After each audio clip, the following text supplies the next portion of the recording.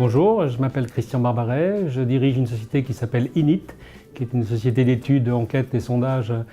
orientée sur tout ce qui est relations clients, avec des questionnaires assez complexes qui vont reprendre tout le parcours client, l'avant, le pendant et l'après l'achat, des analyses statistiques assez poussées pour effectivement leur permettre de voir pas mal de choses. Et depuis maintenant une dizaine d'années, on propose ce qu'on appelle les enquêtes à chaud, qui sont des systèmes de feedback client, qui vont être des mesures événementielles où chaque client, en fonction des éléments du parcours client qu'il va avoir, va être interrogé à des moments clés et de donner des éléments au réseau pour pouvoir réagir, rattraper et corriger. Donc à partir des mesures de satisfaction, on va avoir un plan stratégique qui va permettre à l'entreprise d'avoir identifié les points forts, les points faibles, les enjeux économiques et de piloter l'entreprise sur du long terme. On va donner comme outil, le premier va être des fiches alertes, c'est-à-dire pouvoir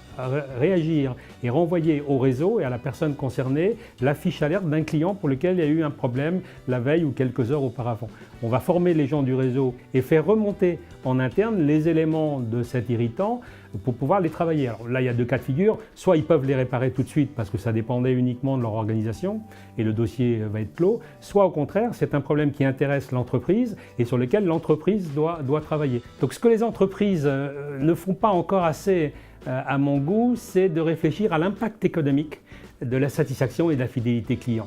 Il y a souvent des mesures qui sont mises en place avec des métriques, des tableaux de bord, on suit des tas de chiffres, mais on ne répond pas toujours à la question importante, quel chiffre d'affaires je vais perdre si je ne change pas ma politique de service et d'écoute client, et quel chiffre d'affaires je pourrais gagner si j'envisage d'améliorer ce qui doit faire. Et de réfléchir en termes d'impact économique, ça change complètement la vision qu'on a du métier et des enjeux, et ça change surtout le regard du management et de la direction sur l'intérêt de ces outils et de ces investissements.